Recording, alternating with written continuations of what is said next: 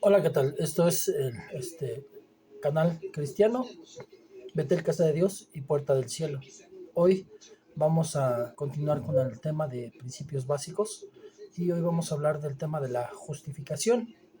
Y bueno, vamos a poner en manos de nuestro Señor Jesucristo y nuestro Señor Espíritu Santo este tema y bueno, vamos a dejar que Él sea el primero que hable. Y dice Isaías 64:6: todos nosotros somos como el inmundo, y como trapo de inmundicia todas nuestras obras justas. Todos nos marchitamos como una hoja, y nuestras iniquidades como el viento nos arrasan. Padre bendito, estamos delante de su presencia y le damos gracias por la oportunidad, el privilegio, Señor bendito, de poder seguir escudriñando su palabra. Padre, como siempre, que sea lo que el Espíritu Santo quiere hablar y no lo que mi corazón, mi entendimiento, mi conocimiento, Señor bendito, quiera expresar, Padre. Me pongo en sus manos, que sea, Señor bendito, un tiempo de edificación, consolación y exhortación para nuestras vidas, Señor bendito, y gracias. Gracias, Padre bendito, por esta ventana a, al entendimiento bíblico, Señor, a regresar a la senda antigua, Señor bendito, al conocimiento que hace falta en este tiempo, Señor bendito. Gracias, le doy toda la gloria y la honra en el nombre de Jesús. Amén. Y bueno, pues hoy empezamos primero. Antes que hablar de la justificación, primero deberíamos preguntarnos qué no es la justificación, porque está muy mal entendido hoy por muchas corrientes cristianas. Y bueno, la justificación está mal entendida por la gente incrédula, primero porque pues no creen que tengan necesidad de ser justificados de algo, y por los de la corriente de la hipergracia, ¿no? Porque ellos creen que ya no es necesario más justificación, porque bueno, pues Dios, ya Dios nos perdonó y ya nos borró todos nuestros pecados, y no importa cuántas veces peque, ya fue perdonado. Lo peor es que en muchas ocasiones dentro del mismo pueblo de Dios no tienen el entendimiento correcto de qué es la justificación. Bueno, para empezar, la justificación no es un acto forense ni judicial del Señor por el medio del cual perdona, exime o trata al hombre injusto y caído como si nada hubiera hecho. O sea, no es un Dios barco que nos deja hacer lo que queramos y de pronto llegar con Él y que nos perdone ya así nada más, como si nada hubiera pasado, como si realmente fuéramos justos. Pues en realidad, si así fuera, el Señor mismo estaría cometiendo una injusticia al hacernos parecer por justos cuando no lo somos. Si el Padre declara a un pecador justo sin serlo, tendríamos una declaración ficticia e imaginaria, y el juez sería como los jueces humanos, que se pueden corromper y por una módica suma declarar inocente al culpable, pues el Señor estaría declarando algo falso respecto al hombre. Y vemos entonces que Isaías 64 de 6 dice: todos nosotros somos como el inmundo, o sea, como alguien sucio, y como trapo de inmundicia. El trapo de inmundicia en tiempos del Señor Jesús, bueno, no existían las toallas femeninas, y a ese trapo que usaban las mujeres en su periodo, pues le llamaban trapo de inmundicia. Pero no está hablando de algo de nuestro pecado, está hablando de nuestras obras justas. Nuestras obras justas son como trapo de inmundicia. O sea, somos sucios porque realmente aún hasta cuando queremos ser lo bueno, lo queremos ser por un reconocimiento, porque nos valoren, porque vean que somos buenos o porque vean que somos necesarios, pero en realidad lo hacemos de una manera egoísta, no de una manera que realmente queramos hacer las cosas. Todos nos marchitamos como una hoja, y nuestras iniquidades como el viento nos arrastran. Entonces, bueno, vemos también en Romanos 3, 1 al 18, dice la palabra de Dios. Dice: entonces, ¿cuál ventaja? ¿Cuál es entonces la ventaja del judío? ¿O cuál el beneficio de la circuncisión? Grande en todos los sentidos. En primer lugar, porque a ellos les han sido confiados los oráculos de Dios. Está hablando del pueblo judío. Entonces, ¿qué? Si algunos fueron infieles, ¿acaso su infidelidad anulará la fidelidad de Dios? De ningún modo. Antes bien se ha hallado Dios veraz, aunque todo hombre se ha hallado mentiroso, como está escrito: para que seas justificado en tus palabras y venzas cuando seas juzgado. Y si nuestra injusticia hace resaltar la justicia de Dios, entonces estamos hablando de que yo no soy justo. La justicia de Dios es la que me hace justo. ¿Qué diremos? ¿Acaso es injusto el Dios que expresa su ira? Hablo en términos humanos, porque muchos dicen: es que es un Dios iracundo que ha destruido. No entienden el contexto de por qué muchas veces llegó a ciertos extremos el Señor. De ningún modo, pues de otra manera, ¿cómo juzgaría Dios al mundo? Si Él fuera injusto, ¿cómo podría juzgar a un mundo injusto? Pero si por mi mentira la verdad de Dios abundó para su gloria, porque también yo soy aún juzgado como pecador. ¿Y por qué no decir, como se nos calumnia y como algunos afirman que nosotros decimos, hagamos el mal para que venga el bien, que esa es la teología de la hipergracia, la condenación de los tales es justa. La condenación de aquellos que dicen hagamos el mal para que venga el bien, la condenación de los tales es justa. Todos han pecado. Entonces, ¿qué? ¿Nosotros somos mejores que ellos? De ninguna manera, porque ya hemos denunciado que tanto judíos como griegos están todos bajo pecado, como está escrito. No hay justo, ni siquiera uno. No hay quien entienda, no hay quien busque a Dios. Todos han desviado, a unas se hicieron inútiles. No hay quien haga lo bueno, no hay ni siquiera uno. Sepulcro abierto es su garganta. Engañan de continuo con su lengua, veneno de serpientes hay bajo sus labios.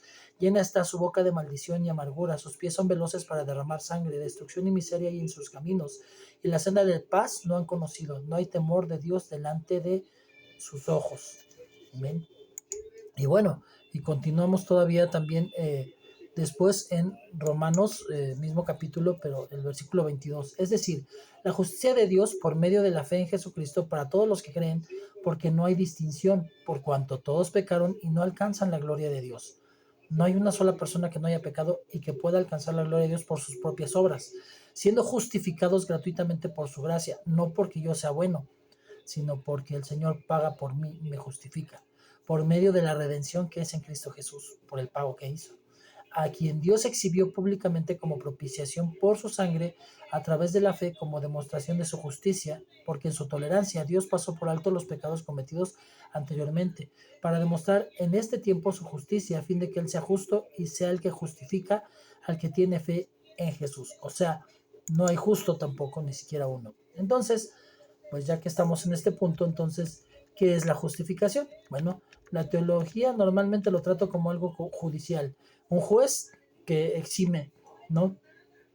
Por ello encontramos expresiones acto judicial de Dios, acto de reconocimiento divino, anunciar la justicia como una definición del tema de la justificación. En la Biblia Scofield podemos ver una porción en la explicación que dice el pecador creyente es justificado, es decir, tratado como justo.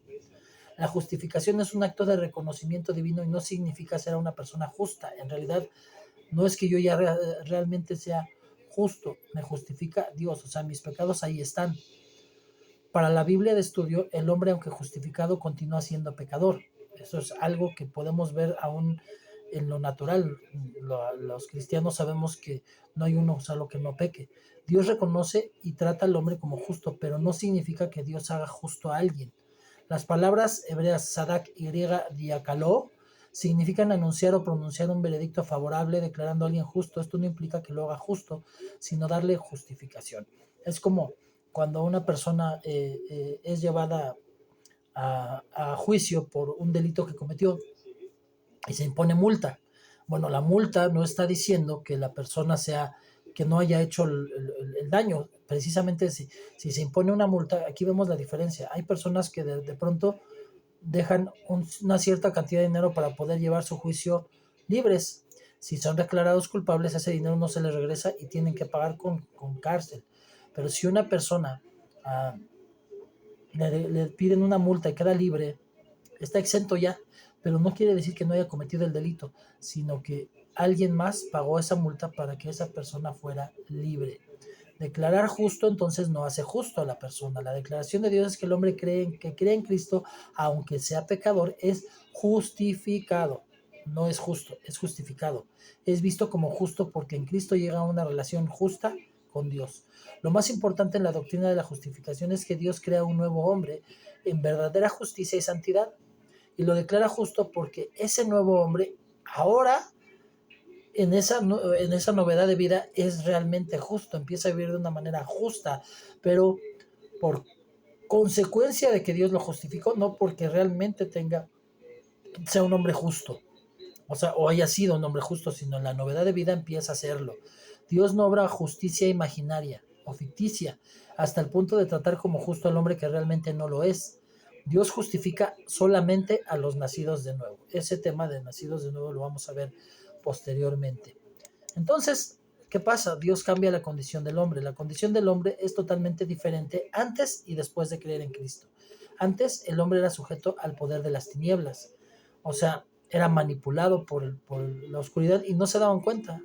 De hecho, hoy vemos exactamente, para los que van a ver en estos días el video, pues está celebrando el cumpleaños de Satanás, que obviamente lo impuso porque él, siendo un ser eterno, pues no se sabe realmente qué fecha, y obviamente el calendario se creó después de que él ya había caído, pero él toma como su cumpleaños estos días, y entonces la gente no se da cuenta y se envuelven en una atmósfera de tinieblas, y hacen ritos que no se dan cuenta que van en contra de Dios. Y después de creer, bueno, es el que está en el poder de las tinieblas, es llevado al reino de su Hijo, de nuestro Señor Jesucristo, que nos sacó de la potestad de las tinieblas. Esto lo vemos en Colosenses 1:13, porque Él nos liberó del dominio de las tinieblas y nos trasladó al reino de su Hijo amado. Eso fue de lo que nos liberó el Señor, del reino de las tinieblas, de la potestad de las tinieblas, y nos llevó hacia su Hijo amado.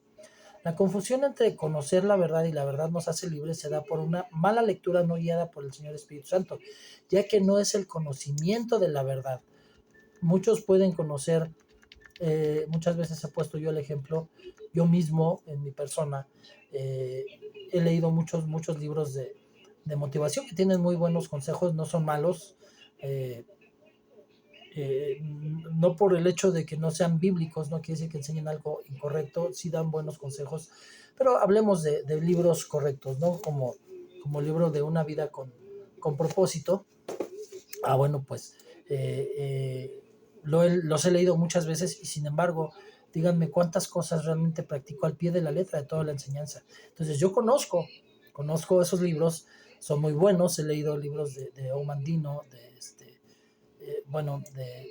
X y Z autores, y bueno, no quiere decir que todo lo que leí de esos libros lo practico al pie de la letra.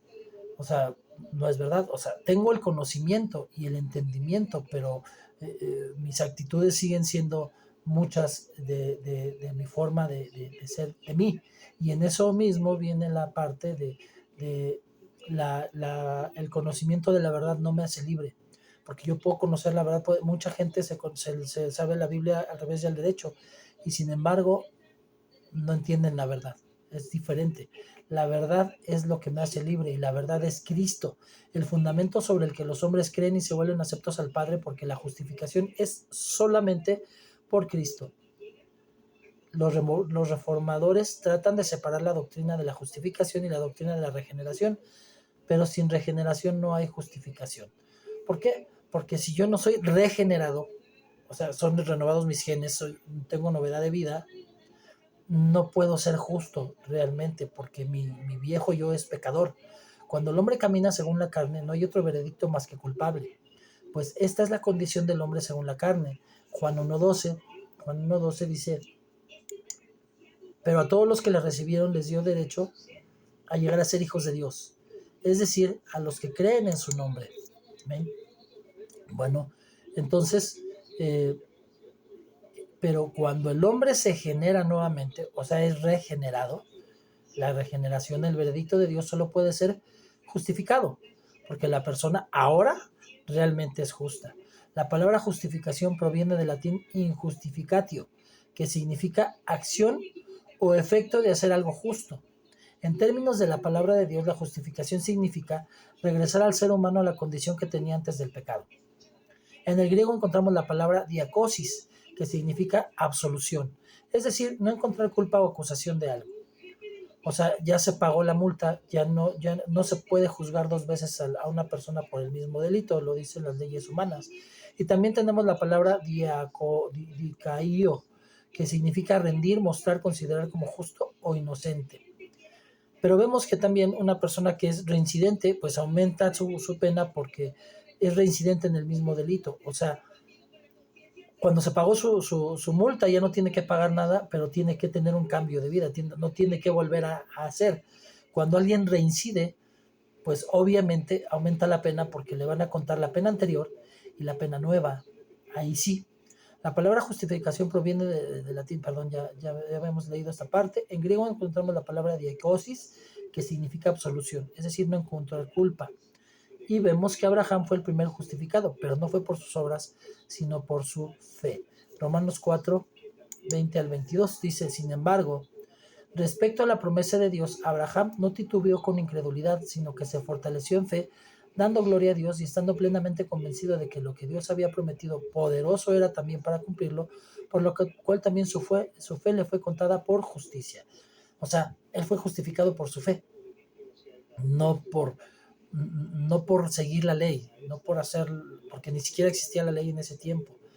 Eh, Él creyó en Dios, le creyó a Dios totalmente. Le creyó a Dios cuando su esposa primero era estéril, no le había podido dar hijos y además ya tenía una edad en la cual pues ya la costumbre de las mujeres ya le había pasado, ya le había pasado la menopausia. Entonces ya no era imposible que tuviera hijos, pero le dijo, vas a tener hijos como las estrellas del cielo. Y él fue justificado por su fe porque le creyó a Dios, aun cuando aparentemente en lo natural ya era imposible. Y años después, el hijo de la promesa, cuando ya nace, Dios se lo pide en sacrificio. Y no vemos a un Abraham dudando o preguntándole a Dios, bueno, si tú me dijiste que ibas a hacer una promesa por medio de él, ¿cómo es que me lo estás pidiendo? No, él no dudó. Él sabía que Dios tenía los medios para poder cumplir su promesa, aun cuando le pidiera a su hijo por sacrificio. Por eso no dudó y por eso le fue contado por justicia a Abraham. En la ley antigua los hombres no eran justificados, solamente sucedió con Cristo. En la ley levítica era necesario el sacrificio de animales para imputar los pecados de la persona sobre el animal. A esto se le conoce como expiación de pecados. Eran tapados los pecados, pero no eran pagados. Son dos cosas diferentes. No se había pagado el pecado, se había tapado el pecado, pero no se había pagado el pecado.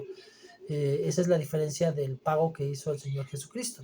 Esto lo vemos en Levítico 16, 15 al 19, dice: después degollará el macho cabrío de la ofrenda por el pecado que es por el pueblo, y llevará su sangre detrás del velo, y hará con ella como hizo con la sangre del novillo, y la rociará sobre el propiciatorio y delante del propiciatorio.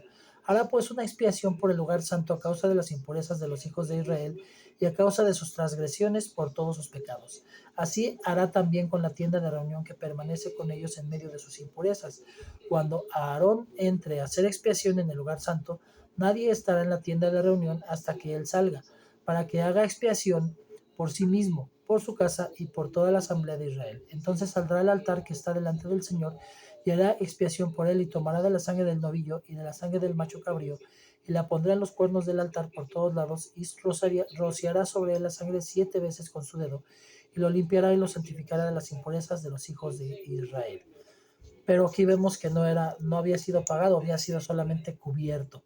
Es la diferencia. La expiación, la palabra expiación, viene del hebreo jata, que significa ofensa, pecaminosidad, errar o falta.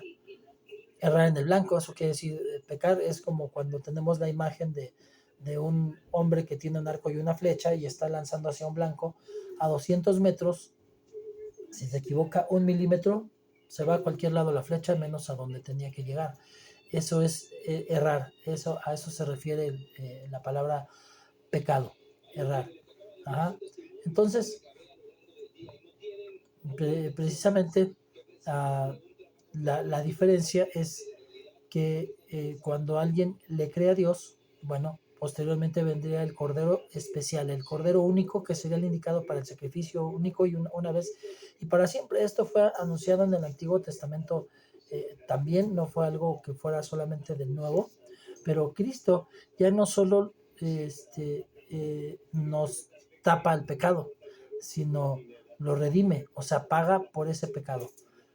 Eso lo vemos en 1 de Pedro 1, 18, 19. Sabiendo que no fuisteis redimidos de vuestra vana manera de vivir heredada de vuestros padres, con cosas perecederas como oro y plata, sino con la sangre preciosa como un cordero sin tacha y sin mancha, la sangre de Cristo. ¿Amén? Entonces, se hace un pago que es como una multa. Vemos que nosotros, dice la escritura, que hay un acta de decretos que fue pegada en la cruz del Calvario.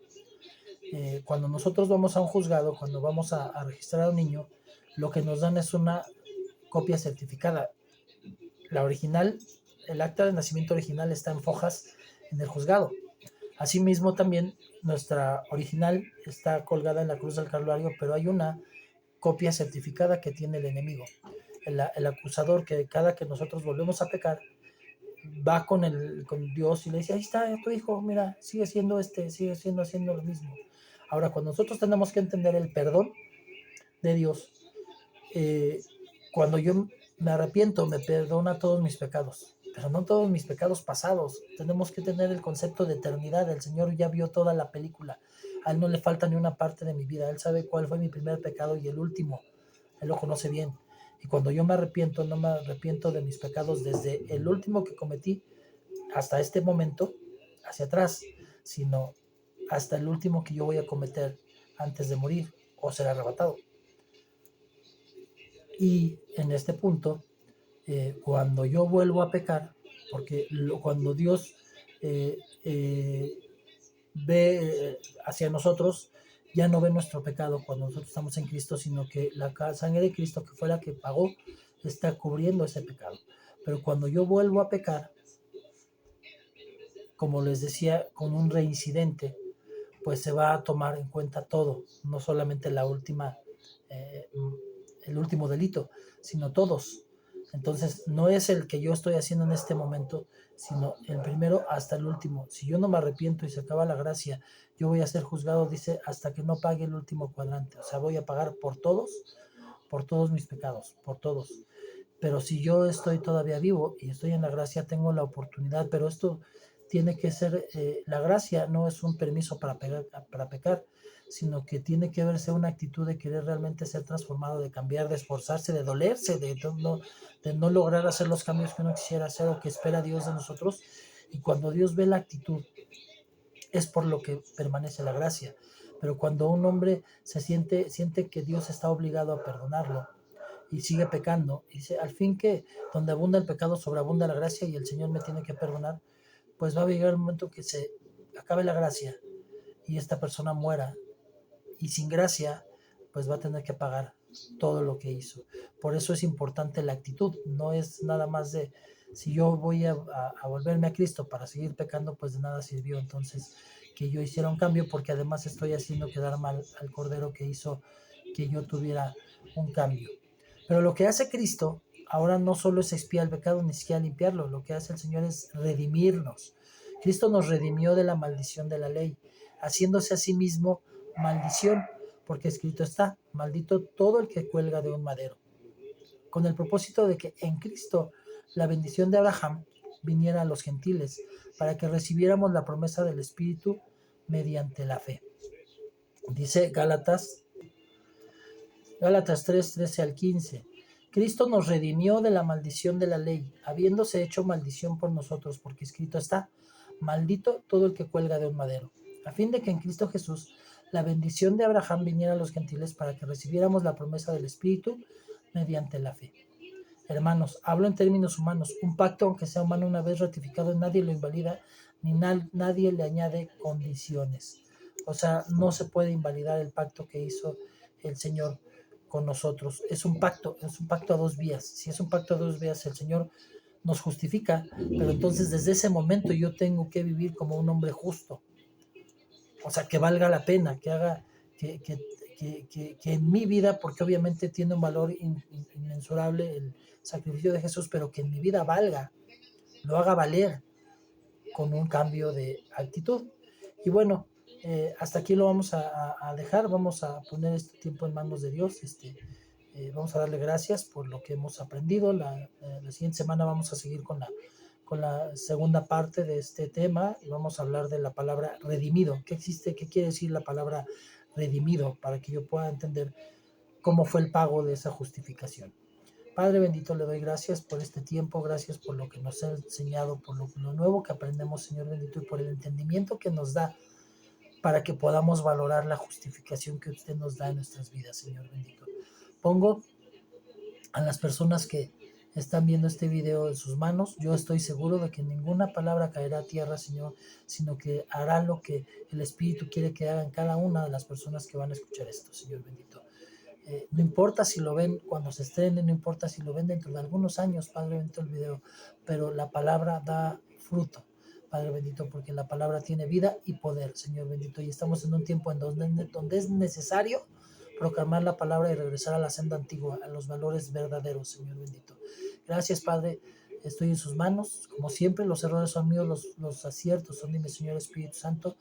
Le doy toda la gloria y la honra y todo esto se lo oro en el nombre de su Hijo, mi Señor Jesucristo. Amén y amén. Y bueno, pues como siempre, les pido que me regalen un like, que puedan compartir para que puedan otros también recibir la bendición y que me puedan regalar un comentario en la caja de comentarios. Todos los comentarios los voy a estar respondiendo y pues muchas gracias, que Dios los siga bendiciendo. Nos vemos en la próxima semana para la segunda parte de este interesante tema. Dios los bendiga, chao. Y obviamente vamos a seguir en esta semana con la lectura de la Biblia. La semana pasada ya no se dieron los tiempos, hubo pues cambios en mi área laboral y gloria a Dios para bien, entonces no se dieron los tiempos, pero en esta semana tenemos que seguir trabajando para Cristo, para el Señor, y vamos a continuar con la lectura de la palabra en donde nos quedamos. Así que pues no se pierdan todavía el siguiente video. Primeramente Dios, estaremos haciendo dos porque nos hace falta también. Dejamos inconcluso los devocionales en donde estamos hablando de los 5 pasos de conversión bíblica, que obviamente también en principios básicos, en doctrinas fundamentales los vamos a ver, pero bueno, es importante que podamos continuar también con nuestros devocionales. Que Dios les bendiga, nos vemos a la próxima, chao.